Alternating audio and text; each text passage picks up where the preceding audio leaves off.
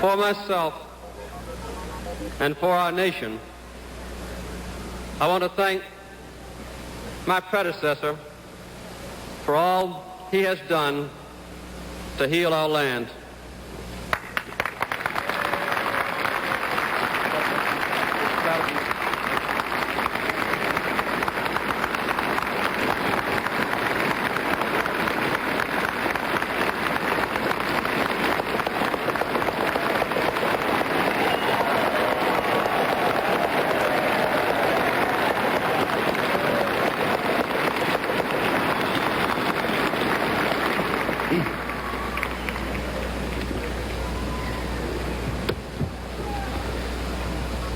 In this outward and physical ceremony, we attest once again to the inner and spiritual strength of our nation. As my high school teacher, Miss Julia Coleman, used to say, we must adjust to changing times and still hold to unchanging principles. Here before me is a Bible used in the inauguration of our first president in 1789.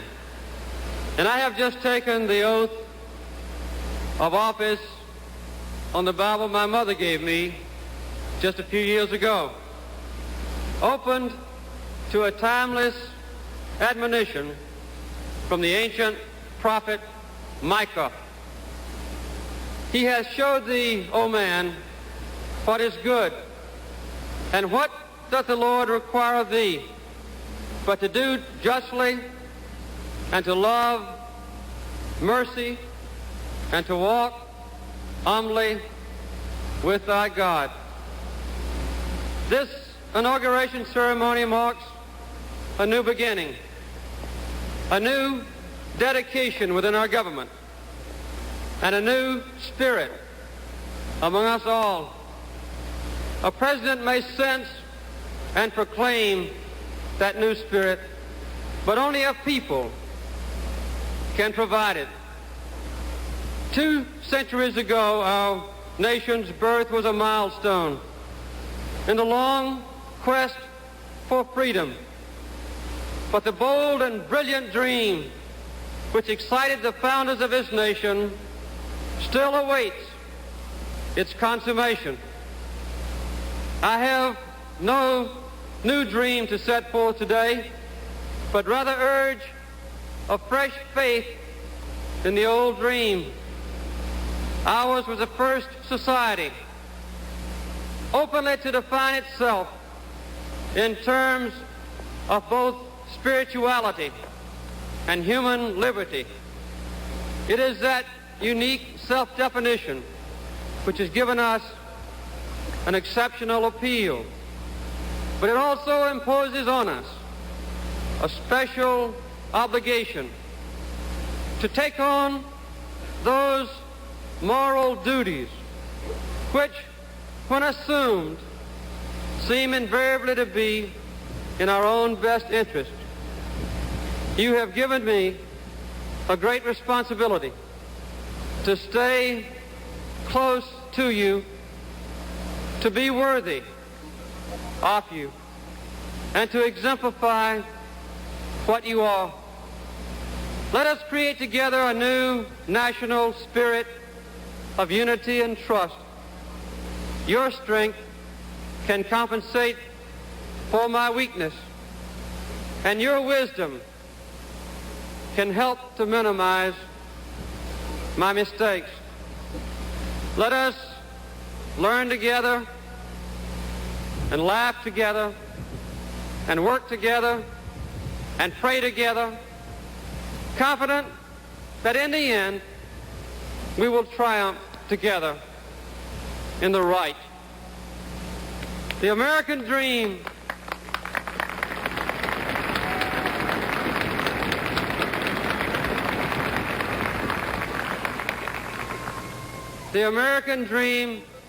endures.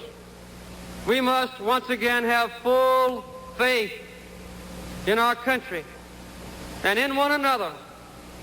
I believe America can be better we can be even stronger than before. Let our recent mistakes bring a resurgent commitment to the basic principles of our nation.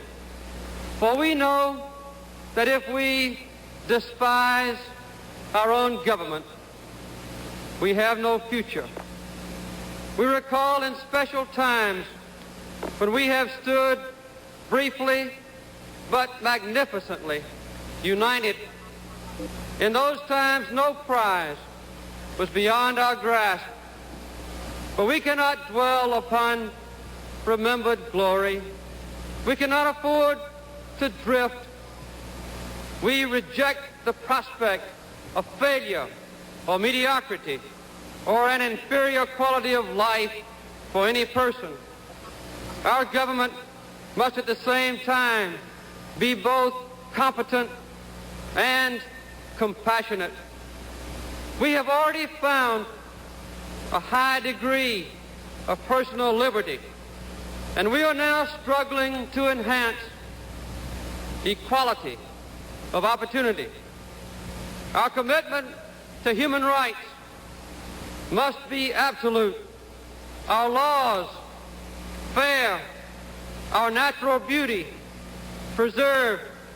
The powerful must not persecute the weak, and human dignity must be enhanced. We have learned that more is not necessarily better, that even our great nation has its recognized limits, and that we can neither answer all questions nor solve all problems. We cannot afford to do everything, nor can we afford to lack boldness as we meet the future.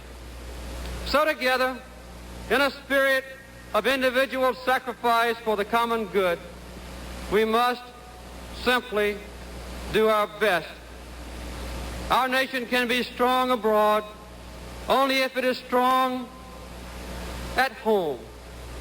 And we know that the best way to enhance freedom in other lands is to demonstrate here that our democratic system is worthy of emulation. To be true to ourselves, we must be true to others. We will not behave in foreign places so as to violate our rules and standards here at home. For we know that the trust which our nation earns is essential to our strength. The world itself is now dominated by a new spirit. Peoples more numerous and more politically aware are craving and now demanding their place in the sun, not just for the benefit of their own physical condition, but for basic human rights. The passion for freedom is on the rise.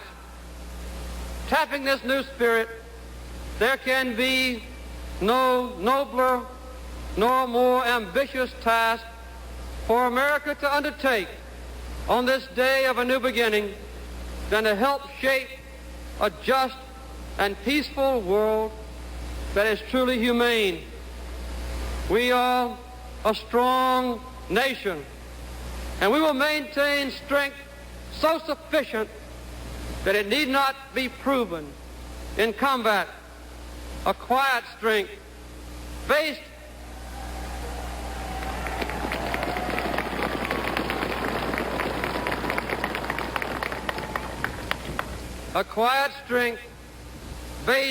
not merely on the size of an arsenal, but on the nobility of ideas.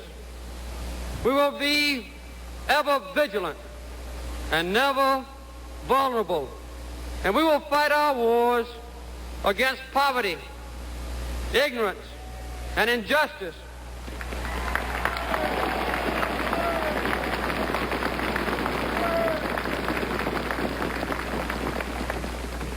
For those other enemies against which our forces can be honorably marshaled. We are a proudly idealistic nation, but let no one confuse our idealism with weakness. Because we are free, we can never be indifferent to the fate of freedom elsewhere.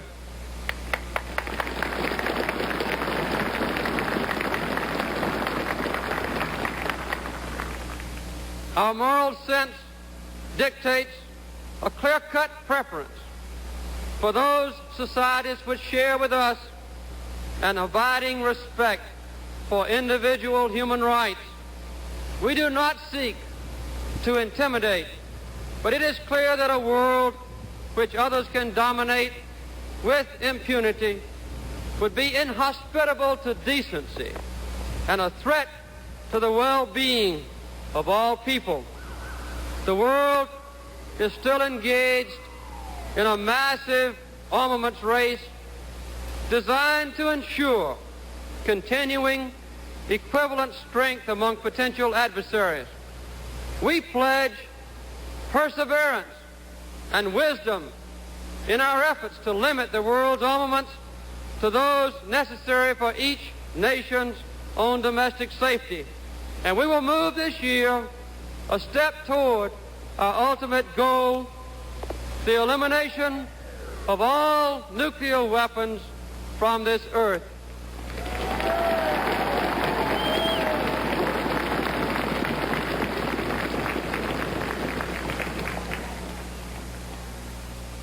We urge all other people to join us, for success can mean life instead of death.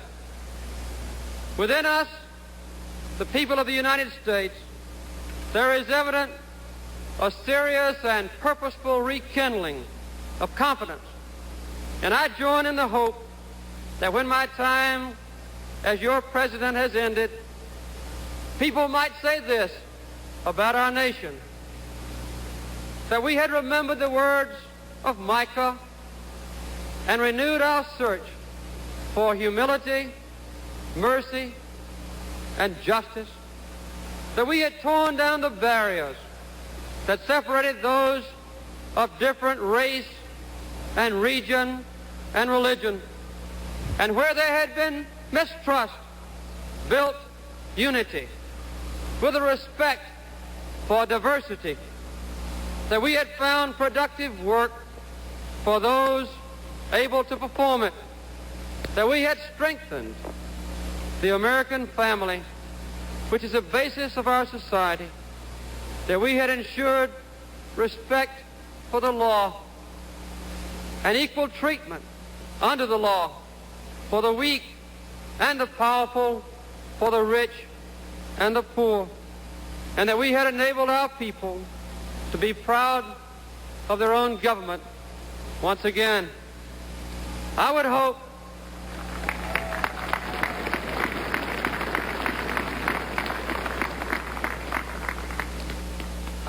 that the nations of the world might say that we had built a lasting peace based not on weapons of war, but on international policies which reflect our own most precious values.